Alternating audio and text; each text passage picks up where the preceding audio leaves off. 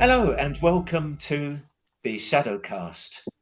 Our special guest today is an expert on all things paranormal, including vampirism, and that's our theme for discussion. First of all, I'll introduce Chris Ball Hello. and David Bray. No. And our main guest today is Charlie Hall. Hiya. Good to see you all. And you, Charlie, nice to see you. Now, I would imagine some of our audience are already familiar with the kind of things that you work on. But can Mhm. you give us an idea of who you are and what you do? Yeah, I'm a paranormal writer and researcher. I'm a horror writer, short filmmaker, medium, and brand ambassador of Haunted magazine. So, very busy lady. Very busy and very much in demand at the moment, I hear. Yeah, it's been really nice. Everyone's sort of, really welcomed me into the industry and I mean, I've been doing this since I was really, really young and didn't sort of go public till not long ago, but everyone's been great and I write for several different websites, Spooky Owls as well and Spectral Lines and yeah, it's a really fun journey so far. Excellent. And it's quite a fantastic business to be in as well, isn't it? Yeah.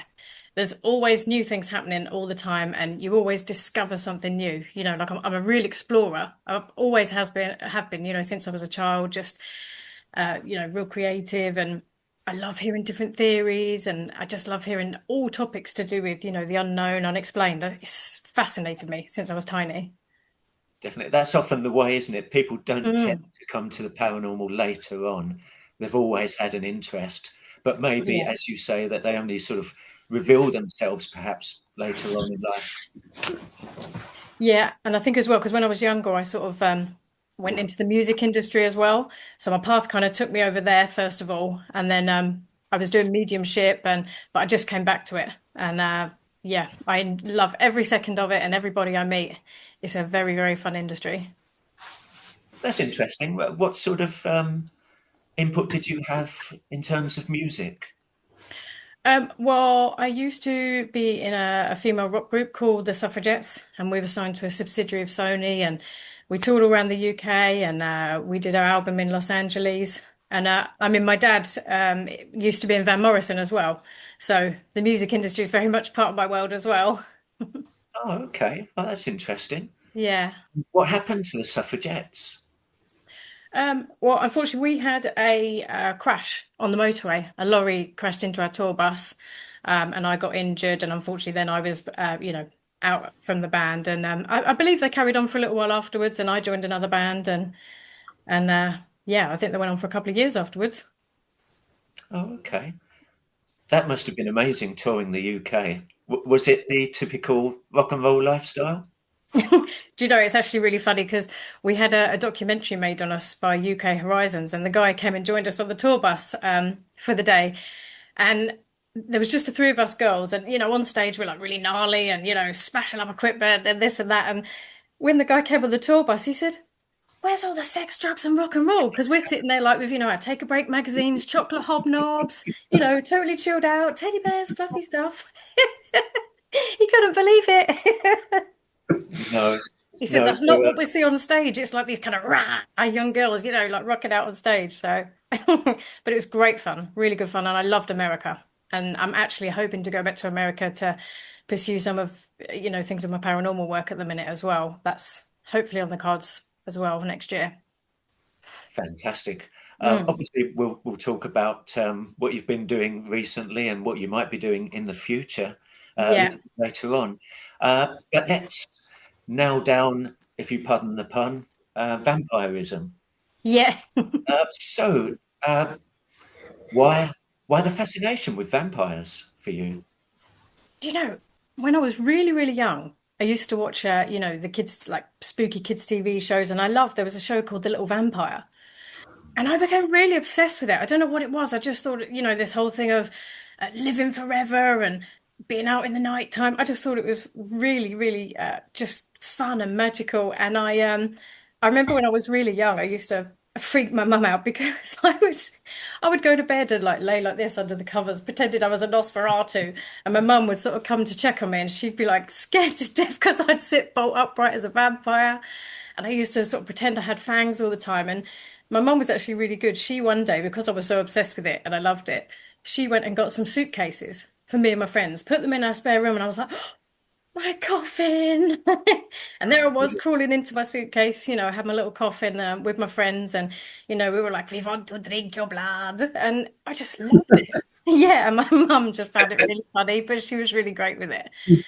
And there was all films, programs that I watched that I just really loved. I mean, I think the first vampire film I saw, like was The Lost Boys, was one of the main sort of ones I saw. I was like, oh, and I completely fell in love with Kiefer Sutherland, as David, because they were just so free and rock and roll, and they obviously because they lived forever, they could do what they wanted, and I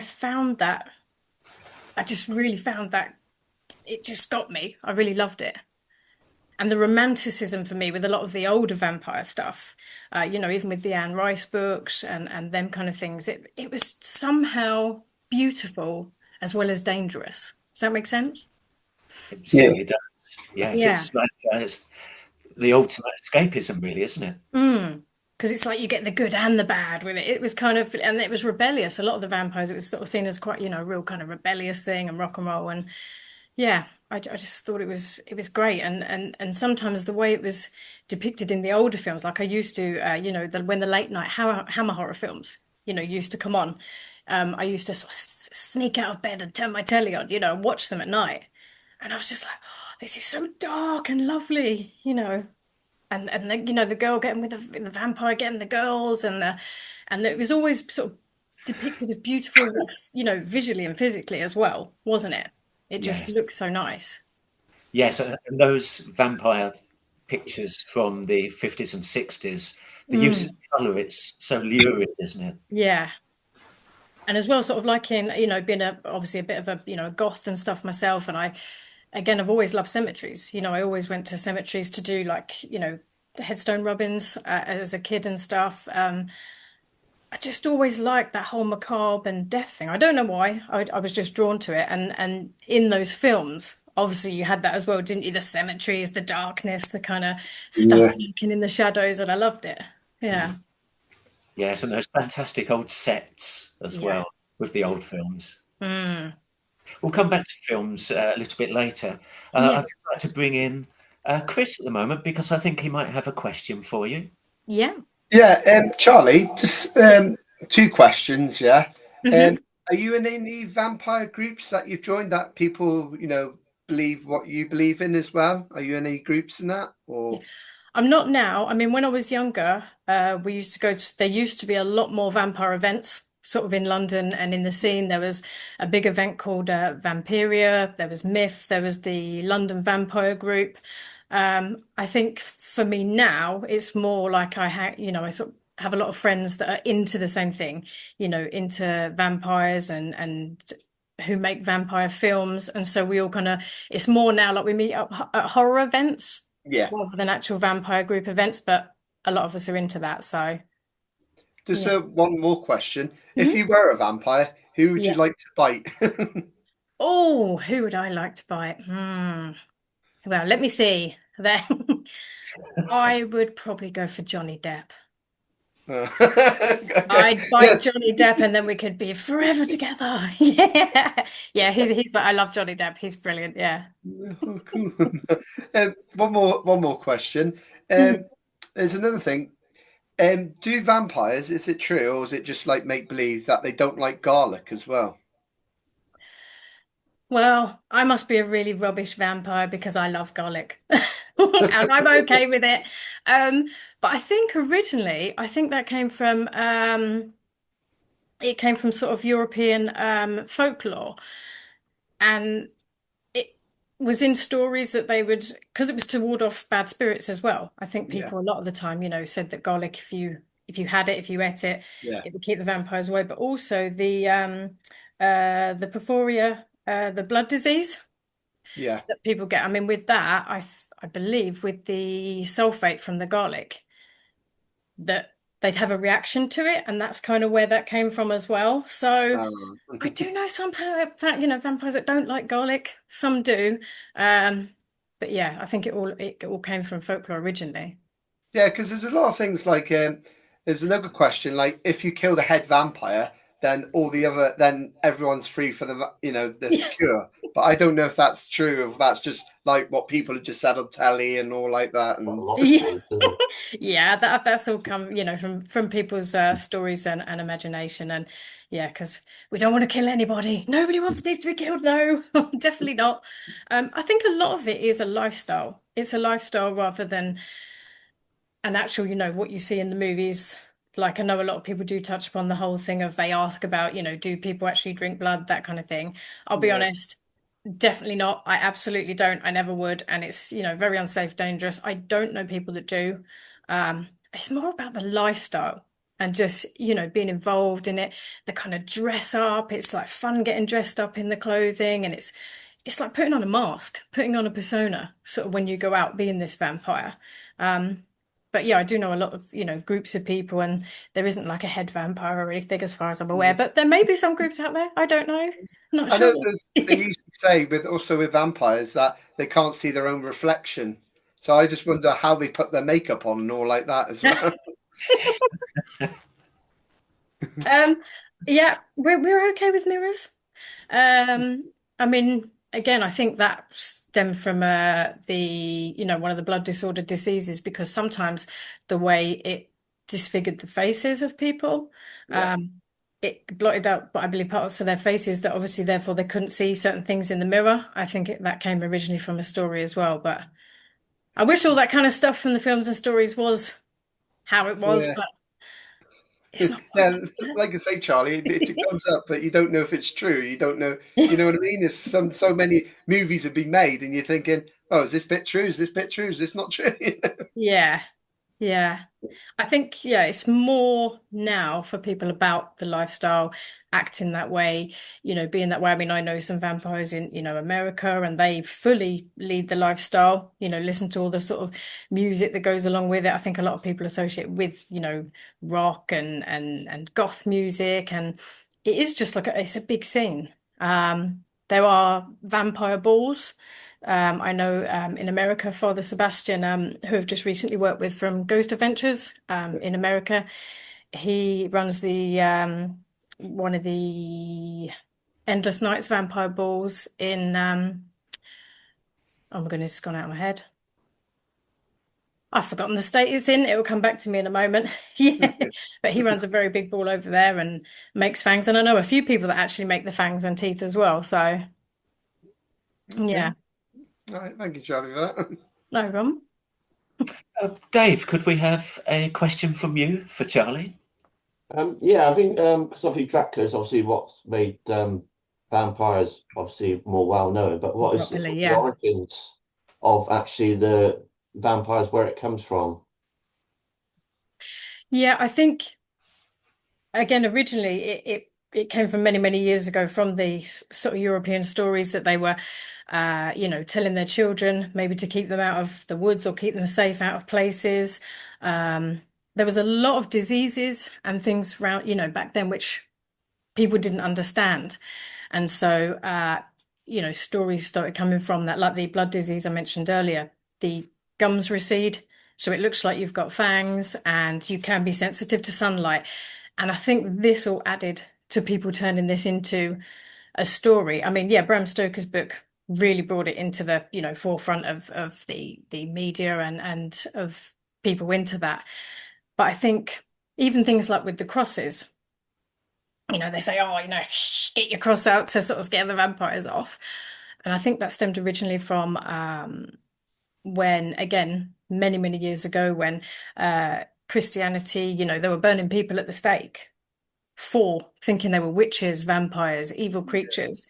Um, and so therefore, people did start to, fear Christianity and maybe use that cross as a symbol. And same with there were people that were buried alive sometimes, unfortunately, and then next minute there they are, risen from the dead, because they're like, "Oh, I've come out of my coffin, I wasn't dead," and people are like, "Yeah, I'm dead," that kind of thing, and it all came to the basis of these stories and added to it as time went on. And then obviously, when books were written and films came out, it just progressed and got added to on top of it as well. Actually, the word vampire, is that correct? That it comes from like a Slavic language. I think the word Slavic, I vampire. believe so, yeah. And then I think it slightly changed when it sort of went into a German translation and English translation, and yeah, yeah. So Yeah, I think I've just read bits and pieces, but I think 11th and 13th century Lithuania, around that area, I heard somewhere. yeah, lots of stories from over there. And I think off the top of my head, didn't Nosferatu, the original film and story came, before the Bram Stoker's Dracula, and that came out of Europe as well.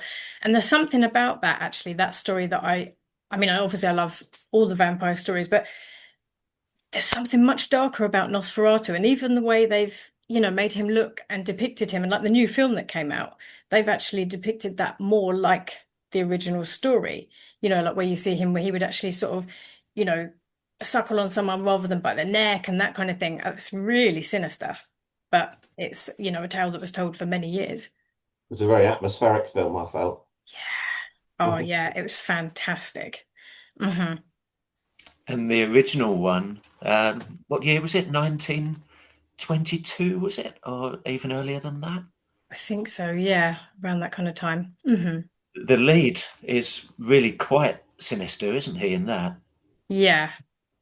And I And think as well with the way they kept it as the sort of silent, like the quiet movie, it makes it more, the black and white, the dark shadows, the kind of, I found that a lot more eerier, you know. I've heard that in between takes, he would sit by himself away from the other actors just to Mm. maintain that persona of don't come near me because I'm a very scary creature.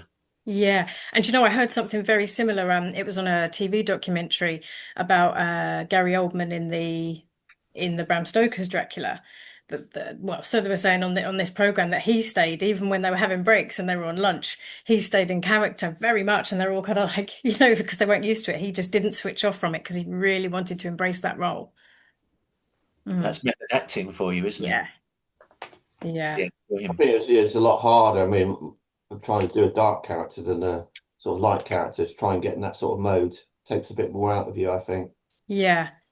Tell you what though, I think this is just for me personally, my personal opinion, is, all of us have different sides and different parts of us inside. We've all got, I think, sort of dark and light, good or bad, however you want to put it, sort of parts of us, and sometimes that can come out more than others. And especially with actors that I've spoken to that are villains in films, that kind of thing, or play, more scary characters, that's what they say. They get that kind of inner, they find that badness within themselves and bring it out. And I find that really interesting because it is all partially in there within all of us somewhere, but we choose how we want to be and which kind of person we want to be. Yeah, they control it, don't they? They bring it out Yeah, in the movie, but they control it when they're like, in their normal everyday. normal, and then when the movie let it all go out then. Yeah, yeah. That's very interesting how they do that. Mm.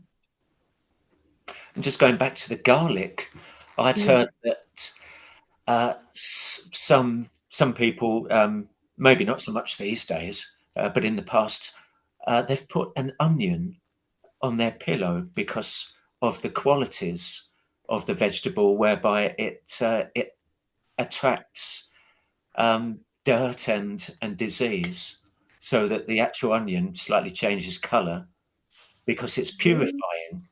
So maybe the idea of this purification has been passed from the onion to the garlic. Maybe, yeah, because they're from the same I feel like family of vegetable, aren't they? They're Yeah, I tell you, I indeed. don't know if I'd like a onion under my pillow though. That would have been very nice. Wake up in tears every morning. Oh no, no, I wouldn't like that at all. So, in terms of films and TV Yeah. with vampirism, can you tell us something about what you've done? Yeah, well, as I mentioned earlier, when I was in my teens and I was in my band, and I started doing a bit of like gothic modeling, and so I got into that kind of goth scene and the vampire scene. And when I used to go to like the big events that I've mentioned earlier, I met some people, from a vampire group and people who were doing sort of some filming and shoots in the vampire world. And there's a guy called Louis Ravensfield, he ran Vampiria, and he asked me and my friend to do like a photo shoot, which was for a like a German show. It was part of a documentary sort of show that like a snippet on it. And so I was in that show, and it was great. They had a wonderful setup. There was like big cemetery gates. They had real leaves all scattered everywhere, and it was me and three other girls, and we just did this scene, with blood and in a cemetery. It was fantastic. And at that time, the film Razor Blade Smile was coming out by Jake West. Okay. And in that same program that our sort of film scene was in, they were advertising, promoting his film as well.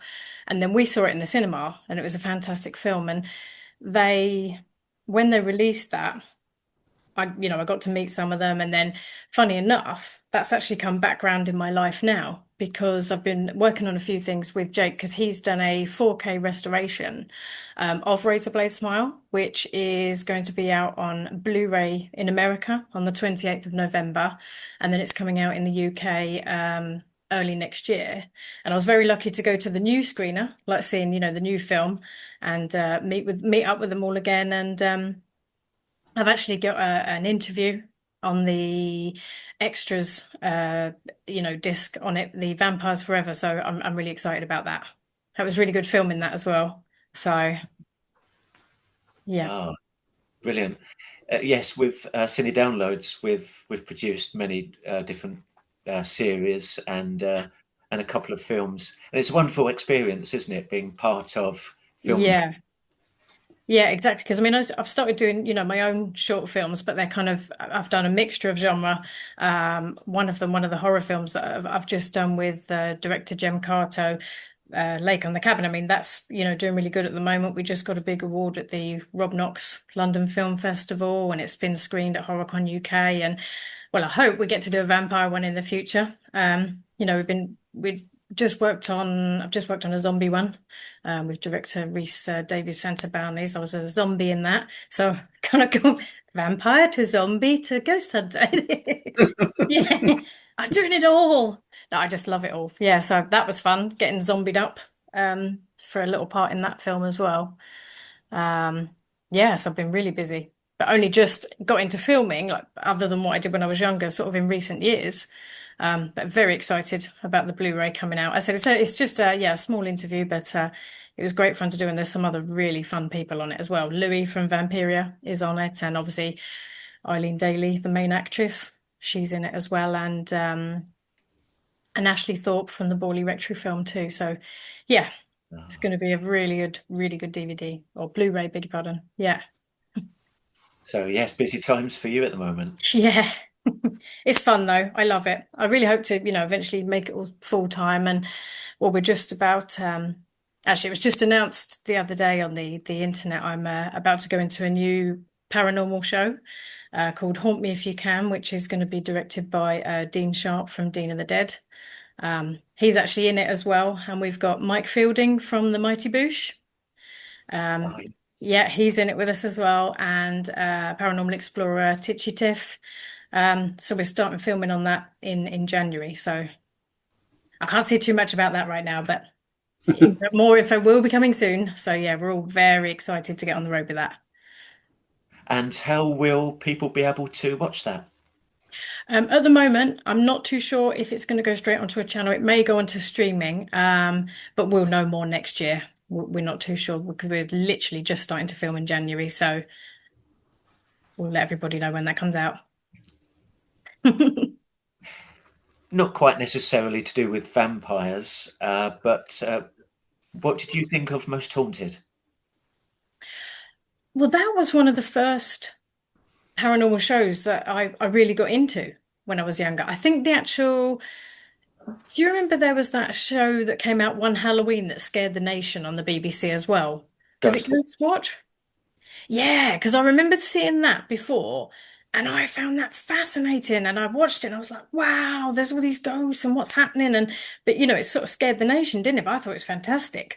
And then obviously Most Haunted came out, and I did really like that show because it was something new, it was different. They were I believe sort of one of the first, crews to bring that out as a sort of nighttime ghost hunt thing on TV. And yeah, that kind of started the whole scene, really, didn't it? That started the wave of all the paranormal TV, I believe.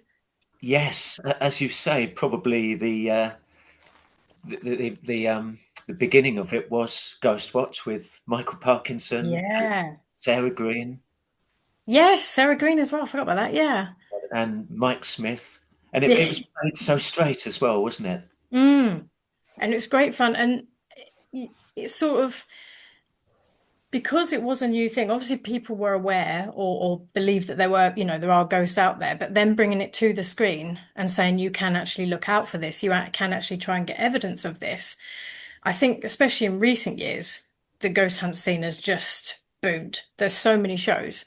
I do like a lot of the American ones. I follow a lot of those. I actually just met with Brian J. Cano. He was over here from the States. He was in, The Haunted Collector. That was a fantastic show. And Ghost Adventures, as I said, is one of my favorites as well. And I'm hoping when I go over to Vegas next year, I want to go to the Haunted Museum that they've got over there. The guy, Zach Bagans. I'm dying to go there. It's a bucket list thing. Yeah. Yeah, Charlie. Yeah. I know you said you like the Lost Boys. Is there any vampire films that you didn't like? Mm, I didn't overly, and I'm not, it was a great film. It just wasn't really for me. I didn't overly get into the John Carpenter's one very much. Not too sure. I don't know. I didn't too much. Yeah, most of them I do really quite like. I said I love Bram Stoker's, love Lost Boys. I love the recent one by Sean Cronin, which was the Bogeville. Don't know if you've seen that one. No, I don't think I have. No, Yeah, and Sinners was fantastic. Have you seen Sinners, the new one? no, I haven't seen that one yet. Oh, that's so good. But I think vampire films have definitely changed over the years because earlier I was saying it was quite romantic, it was quite Yeah, sort of fantasy and sensual and that kind of thing. But a lot of them now are very gnarly and very brutal. yeah.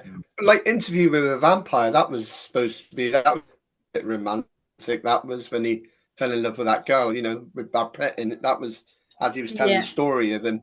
That was like romantic. That one was, but yeah, but like with, I don't think I've seen any romantic ones in the Blades and that I know of. Yeah. Yeah, the Blade films, actually, they were pretty cool. They were good as well. I think because some of them, even though they have, some of them have an action feel about them, still put in like for instance, like with, Razor Blade Smile with that one, it's very action packed, but you still have all this sort of sensual, gorgeous kind of Lilith in it, who's quite brutal and, beautiful as well. And same with I did enjoy the Blaze ones. Blade, beg your pardon. They were good films, really action packed and kind of kept you on your Yeah, toes. And yeah, but I think the newer ones that I've seen, like you said, there is like no romance. It's yeah, well, Nosferatu, obviously there was, but yeah. with the other ones, it's just they've. Just I've noticed the teeth have changed. The teeth have changed a lot over the years as well, haven't they? Like for yeah, instance, my fangs, which unfortunately I'm having new ones made, so I couldn't put them in today. Mine are on the canine teeth, whereas other people now sometimes have them on the middle teeth, and some of the newer films have like whole mouths of big scary teeth. I find it really yeah, fascinating. It's like, how do I talk with that? They must be like, ha ha ha ha yeah, ha. Actually, that's quite yeah, funny. Years ago, when we first went to get our vampire teeth made for the German show, we went to like a local dental technician, so just a normal dentist, and there were several other vampires that all dressed Victorian that all turned up at this little dental place, and they were just like, all these goths and Victorians wanting teeth made, and it's so nice because funny enough, I rang them a little while ago because I need some new teeth made, and they're not able to do it now. But he said, "Oh my God, you exist." I said, "Pardon?" Because we're talking years ago here, men. yeah, And he went, well, you lot, he said you were kind of a running joke in here. He said that we'd heard from the past members of staff that all these vampires turned up wanting teeth made. And he said we didn't know if it was true or not. And he said, you're living proof it did happen. I said, yes, and I still have the teeth. I still have them. So, oh, that was brilliant to know that they all sort of talked about us goths. Just imagine being in the waiting room there, and all of a sudden there enters this. I don't know what the collective noun would be for a group of vampires. Would you know? Excuse me. Hmm. I don't know. Our pack, our family. I'm not too sure. A Yeah. pack of vampires sounds quite good. I know that's normally with werewolves, isn't it? But I think just yeah, a pack would work with us as well, I think. Because it It's is like weird. a family group. It is like a group of like-minded people and followers and, all into the same thing. So it is like that. But well, the modern films obviously was a bit different. Was the Twilight films, wasn't it? It's obviously about vampires. Yeah. I liked the first one. I really did like the first one. And then, obviously it was huge. It was a big franchise. It was very popular. I think it just went a little bit too nicey for me, if you know what I mean. It kind of just went a bit in. I know it was a teen sort of film. I get that, but it started off really good. But I thought Kirsten, I thought she was brilliant. I do actually really like her as an actress. She was great in that film. Yeah. It was certainly aimed at the teenage market, was it not? Yeah. Yeah. It was quite nice as well the way they brought, the werewolves into it as well. There's been a few shows that do that now, don't they? They cross over with the creatures into them now. They might have, like that, the werewolf and the vampire, or they might have, ghosts coming into them now as well. Or there's a lot of cryptid things as well. I noticed coming into shows and that now as well. Sort of the unexplained beasts from around the world and the country, that kind of thing. Interested, Bella had to choose between a vampire or a werewolf.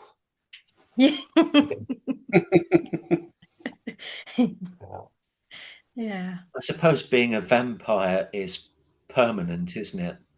Whereas a werewolf is a monthly Mortal. transformation. Yeah. Yeah.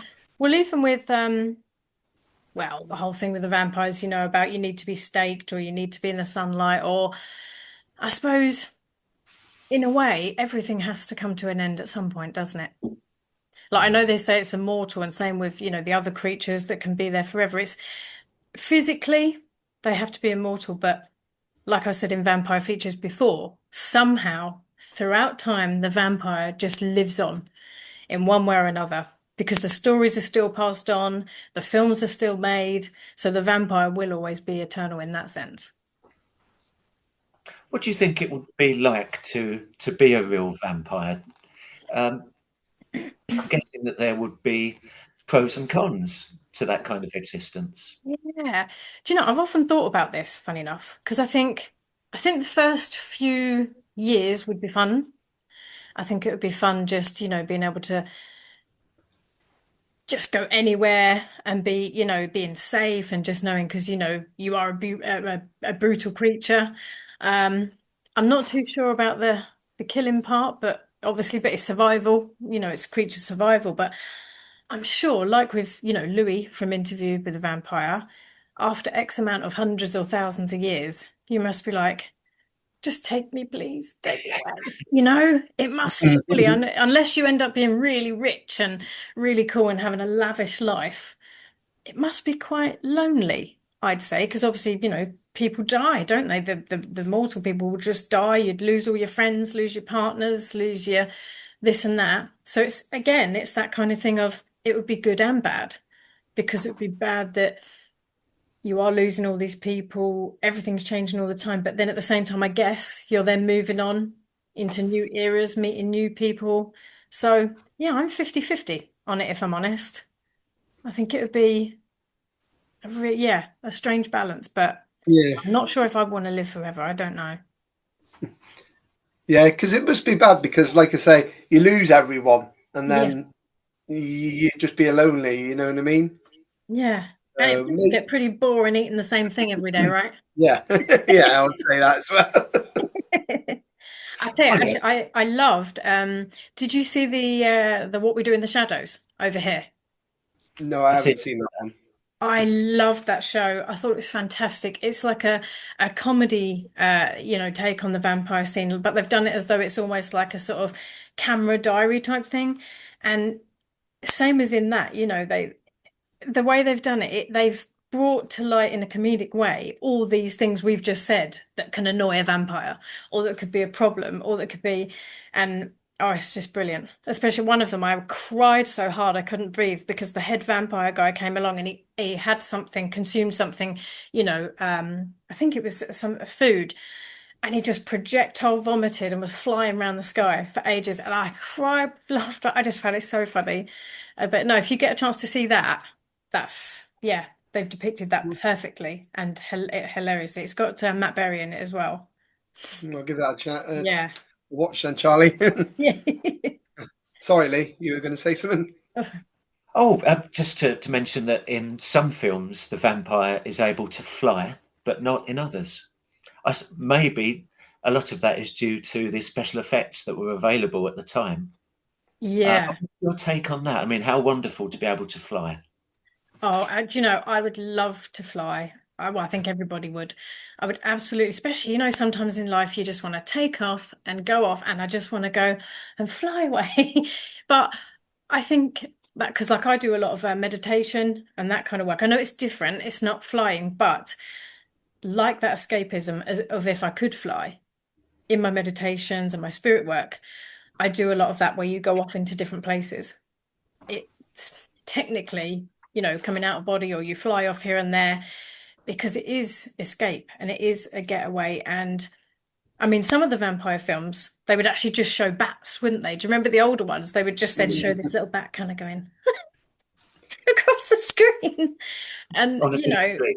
that's quite funny. And what was it? One of the other vampire films, they had it where they sort of don't fully fly, but they kind of hover. So I guess they all try and do their own version of it. But yeah, I wish I could fly.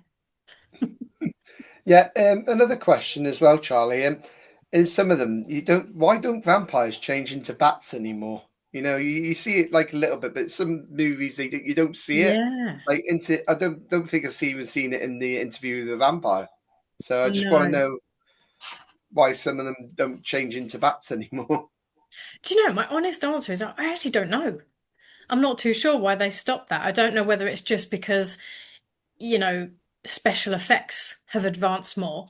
So they actually can show if someone's sort of as I said, hovering or flying, or rather than just having to have like a bat on a string, I think Yeah. that I think that would be part of it, or possibly it might be that they want to.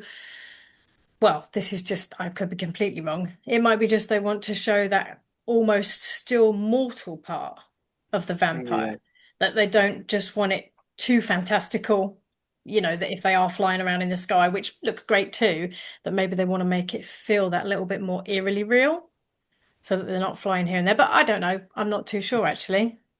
They want to keep them more mortal than they do want to keep them more bat then, really, I think. Yeah, that would be very interesting actually if a new film came out where they did bring back the whole thing with the back, because with the effects now, it would look amazing the way they Yeah. would do it. I reckon they'd do it really good. Hmm. Charlie, do you know much about the story of the Highgate vampire? Do you know, that's a story that I've always really liked because I love the Victorian cemeteries anyway. I mean, I go around a lot of them. I've been to Highgate, and I don't know if any of you have actually been to Highgate. It is like walking into a scene of Bram Stoker's Dracula. It's phenomenal. And, especially there's two parts to the cemetery. Like over on the right-hand side, there is one that you can only go into with a guide, and it's got massive, massive grand mausoleums and catacombs. And I know that story, from about the Highgate vampire, people were apparently kept seeing some kind of a shadow or a being in there, but they never found out, well, from what I recall, what it was. They didn't know what was happening there. People kept saying about it, but that it really affected the public because there was an evening, wasn't there, where loads of people from the public all went in there to try and kill this thing, whatever it was, or they were, or But yeah, I don't think they ever found out what it was. No, it was a notorious case, wasn't it? And as you say, Yeah. it captured the public's imagination in a similar Mm, sense to the Loch Ness monster, perhaps. yeah. It Instead does. of people walking through the cemetery to locate the beast.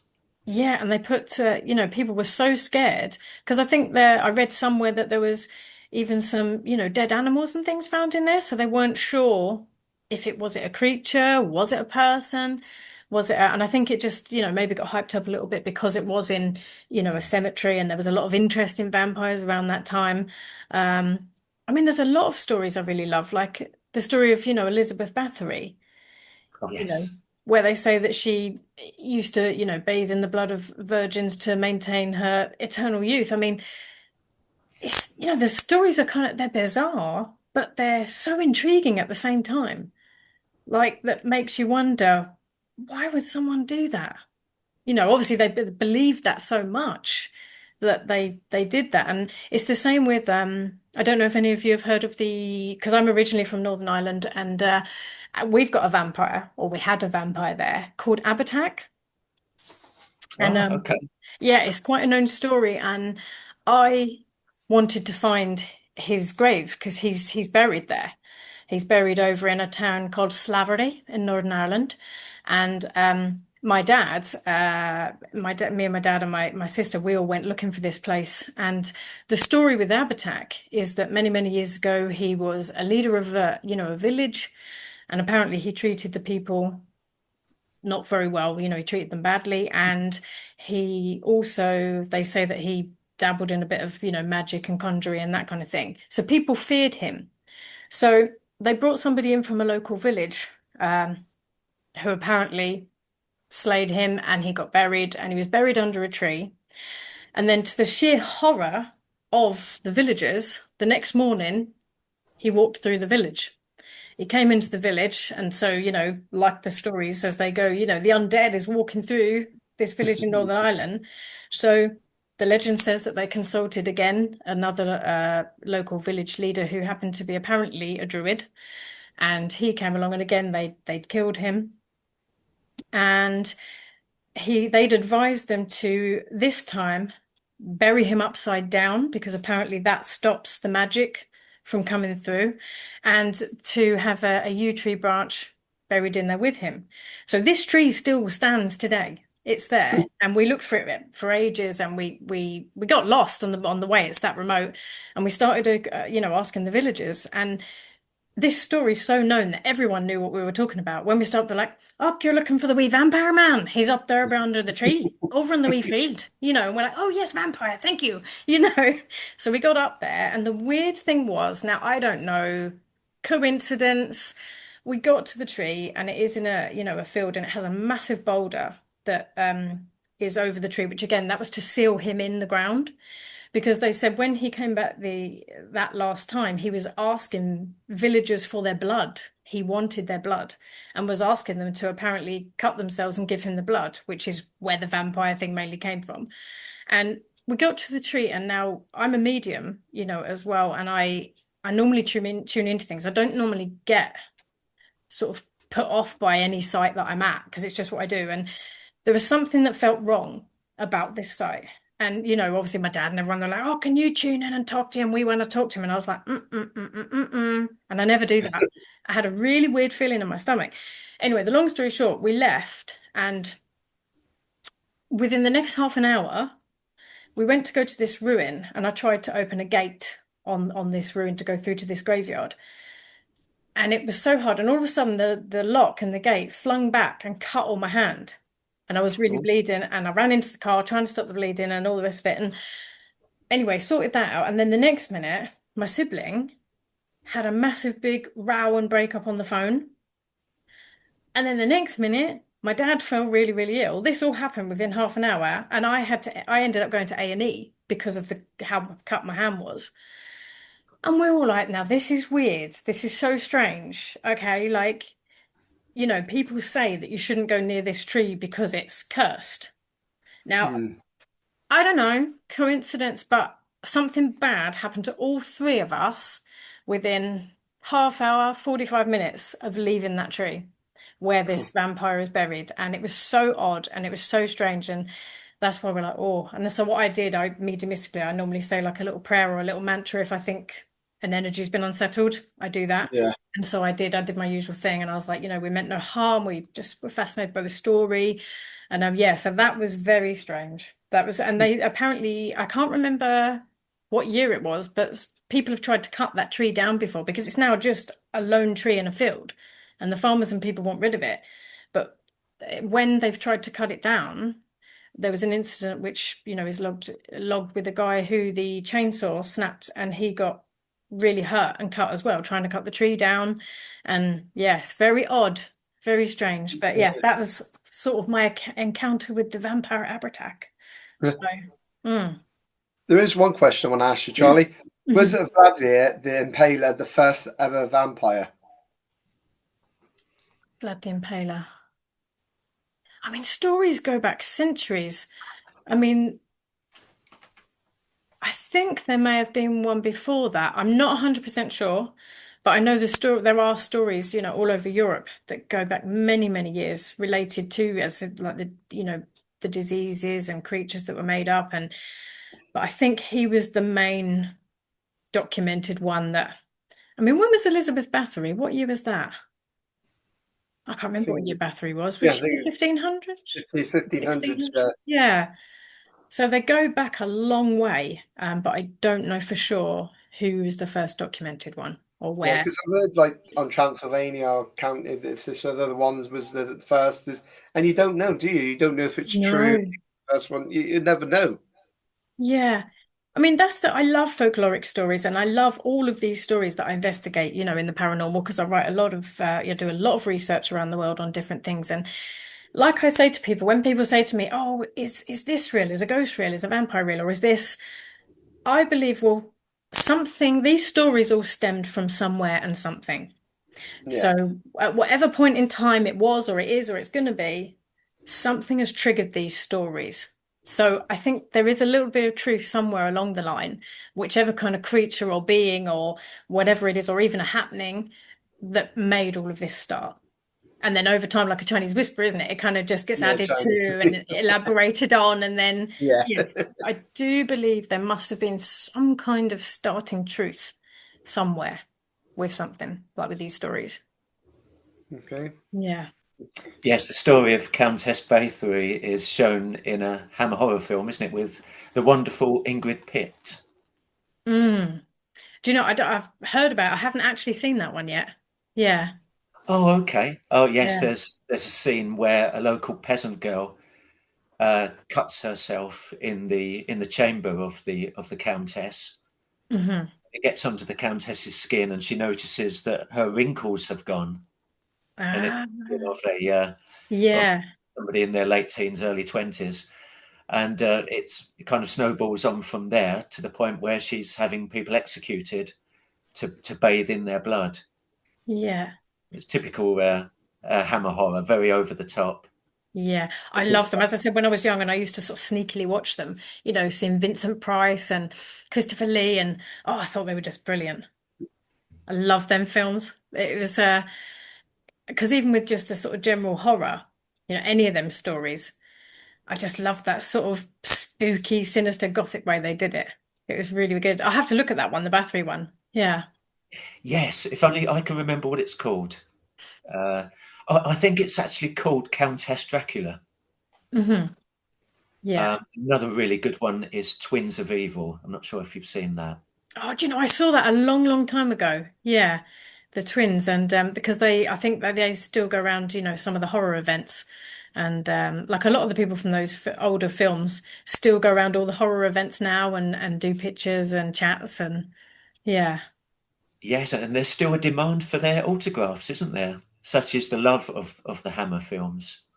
Yeah, that's the thing with with the horror and any of those kind of films. It's a big industry. There's so many events around the country that cover all of that, and like you said, the film stars from back then. They're all still very much in the scene, very active in what they're doing, and people love it.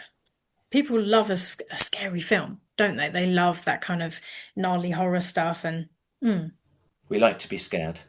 Yeah. Dave, do you have any other questions for Charlie? Um, just relating to like talk about vampires and the need for blood and things like that. Yeah.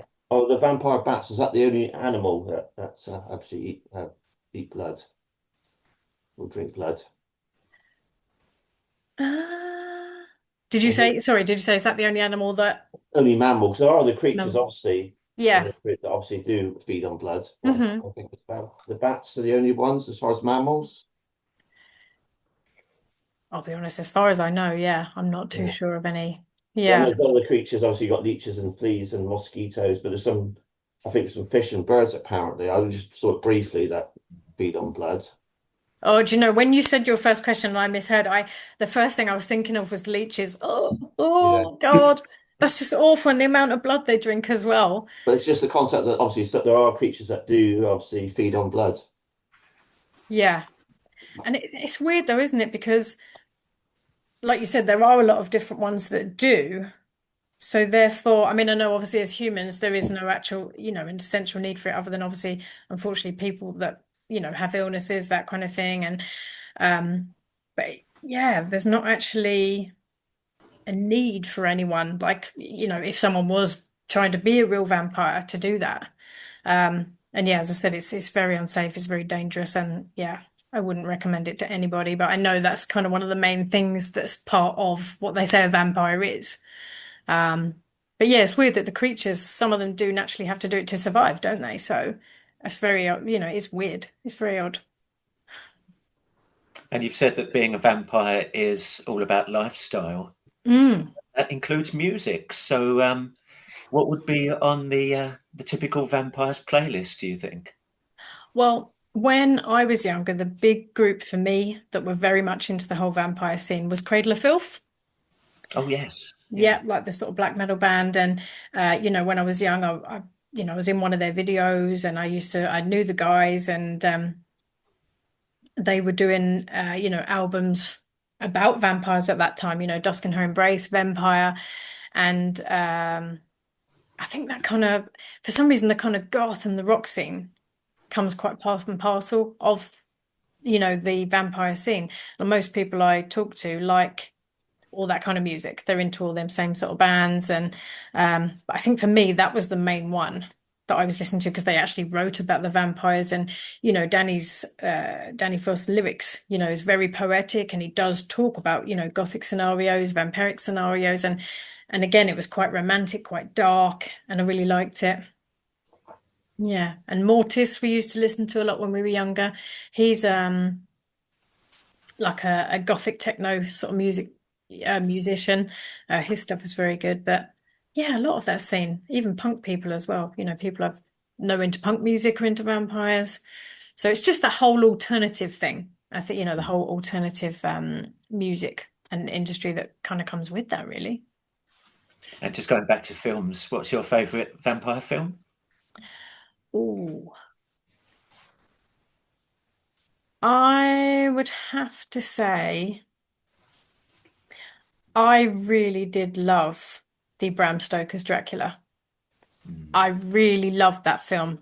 Well, do you know, I haven't got a single favorite, I must be honest, because I loved The Lost Boys, really did love that. Without being biased, obviously Razor Blade Smile, for me as a teenager when that came out, we were like, wow, what's this? We loved that film. And Eileen Daly just as a vampire assassin. I mean, what a perfect job for a vampire. An assassin, because she has to kill anyway to survive. So that was just, the perfect story, I think, for that. Um, but recent ones, I love the new Nosferatu. I watched it in the cinema on the big screen. Oh my God, it was just beautiful. It's just beautiful to watch. And as I said, it's more like the old story. And yeah, the sound in it, the noise. I don't know if you've all seen it, like his real gruff voice and the noises of when he's drinking the blood. It was just like, oh, you Yeah, know? I watched it in the cinema. It's definitely worth sort of film worth watching in the cinema. Yeah, the big screen, definitely. It was amazing. Really did enjoy it. I mean, Sinners, the new one as well, very different. But that was brilliant. That was very good. I like the way they've sort of had put a contrast of two worlds together in the one thing that you didn't would never think of putting together. I thought that really, really worked because it's sort of based in the, Delta blues kind of scene, and then these vampires come over from Ireland, and yeah, very good film. I won't say anymore, so you can What watch about it. Dusk to Dawn then, Charlie? Like Oh this? yes, that. How could I forget that? That was a brilliant film. Yeah, that was so unexpected, right? I just Yeah, love that. You just watching it, and you're just like, how did this happen? You know, that was a brilliant film. yeah. You just see all these girls, and the next minute you just see them all turn into vampires, and you're like, what? Yeah, when Salma Hayek does her beautiful dance, she's stunning, Yeah, right? And then next minute, it's just like, what the hell? Yeah, everyone exactly. blood everywhere and carnage, but no, Oh, that was there. That's a great surprise in that one. That was really, really, yeah, that's a fun film. I do like that one. I mean, what films do you guys like? What vampire films do you all like? well, the one that I said, Dust to Dawn, Interview Vampire, and The Yep. Blades as well. Mm, They yeah, were the ones I got into. They were the only ones I've really seen. But like you said, The Lost Boys, I thought that was a really good one as well. yeah, Yeah, yeah. And even with Interview with the Vampire, I will say I thought Tom Cruise played Lestat fantastic. I think yeah, he really captured that. And wasn't there something about, I think Anne Rice, I read somewhere, wasn't it? She was sort of going through the cast and wasn't too sure. And then when she saw him, she was like, oh, because he was yeah, amazing in it. Yeah, he was so yeah, good. And I do like that kind of, he really got the character right, that kind of like, oh, Louis, getting annoyed with Louis at being so sort of just melancholic and, one of them's yeah. loving the vampire life, one of them's hating it. And it just was great. Really worked. Another fun film. I mean, it's certainly quite camp, but Fright Night, I love. Yes, that's another good one. Do you know, I watched that again. I think was it last year, or the year before? Yeah, I really enjoyed that one. He's great. I've forgotten what's the main guy's name again? What The is name of the actor? Yeah, Yes. I know Great. it's gone completely out of my head, but he was brilliant. He was really good at that. Yeah. It'll come to me in about half an hour. Yeah, it? yeah. Oh, Ronnie McDowell. Mm, Roddy McDowell. yeah, I do like there's so many of them, isn't it? And some of them are now so different. They're quite different in their stories as well, but they all come back to the same main thing about, the vampire. And yeah, I said I would like to look at making one, in the future, a short film. I'd really like to do that. And I got to get my new teeth made soon as well, so I'm excited. My new fangs. So Excellent. by yeah, Robbie Drake. So he's a wicked film special effects guy. He's doing them for me. So, as you've mentioned, as well as your TV and film work, we can also see your content in magazines as well. Yeah, so Haunted Magazine. Yeah, I'm brand ambassador of that, so I do a lot of interviews and a lot of features. My current feature actually that's out at the moment is on vampires, and that's got an interview with Jake and Eileen, Jake West, Eileen Daly from Razorblade Smile, and Louis Ravensfield and Father Sebastian from Ghost Adventures. Next issue is just about to come out at the start of December, and I've got the wonderful dark artist Mr. Sam Sheeran in that one. We've worked on something together, so that's going to be a good issue. But I write horror reviews and short stories as well for the Independent Horror Society, and yeah, I do loads of stuff right with Spooky Isles. But I think the paranormal um, work is where my main research is. I'm working with several people, in America at the minute, which is good fun. Really excited about that, and yeah, just trying to, because I love everybody's theories. That's what I was saying earlier. When it comes to theories of the paranormal, I don't believe there's anyone that's right or wrong. And even with me, when I talk of my experiences, I always say, I'm an explorer. I could be wrong. I haven't got the answers either. I just let people know the evidence I get and, the connections I make mediumistically. And I just love sharing that with people. And that's why I write about it. I write about the different places I go to, what I feel, what I see, as a sensitive. And yeah, it's very interesting how energies vary from different places as well, because I pick up on everything through everybody. like everybody I meet as well, I just feel things. And yeah, I've always been a very emotional and sensitive person. But then that's helped in the work that I do. And I've been able to see sort of spirits since I was about 3, 4 years old. So yeah.